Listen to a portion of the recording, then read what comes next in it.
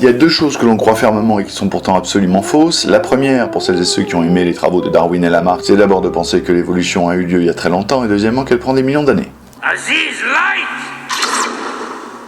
On croit souvent que l'évolution est un processus qui prend des millions d'années. C'est faux. Pour celles et ceux qui ne connaissent pas, je vous présente les travaux de Francis Halley. C'est un botaniste spécialisé dans les arbres, et notamment à l'origine de l'architecture des arbres, qui s'est spécialisé dans l'observation de la canopée des forêts primaires. Sur cette canopée vit une liane qui s'appelle la Passiflora. Cette liane est envahie par les larves d'un papillon qui s'appelle l'Heliconia.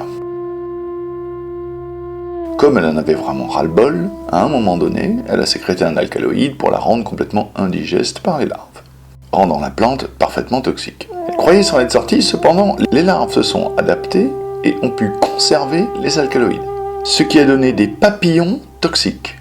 Du coup, quand ils se faisaient graillave par les oiseaux, ça leur filait une sacrée gastro. Seulement, comment faire apprendre à l'oiseau à pas graillave ma race? Et dans la jungle tropicale, il existe une règle.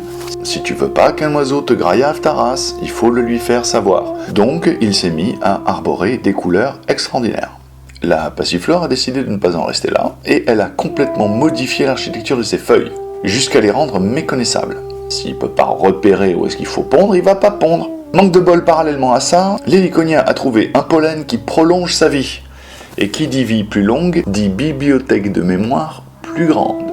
Et ainsi, malgré la déformation des feuilles, il a reconnu l'aspect général de la plante.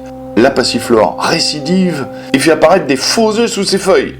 Parce que s'il y a déjà des œufs, les larves vont éclore beaucoup plus vite et les petites larves vont se faire bouffer par les grosses. Du coup, ça marche plutôt pas mal, et pendant ce temps-là, il y a des espèces de papillons absolument pas toxiques qui sont mis à imiter parfaitement les ailes de l'Heliconia qui, eux, étaient toxiques.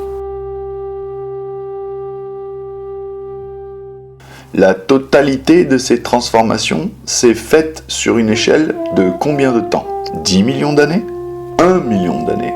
1000 ans? Quelques mois? Et la réponse? Quelques mois.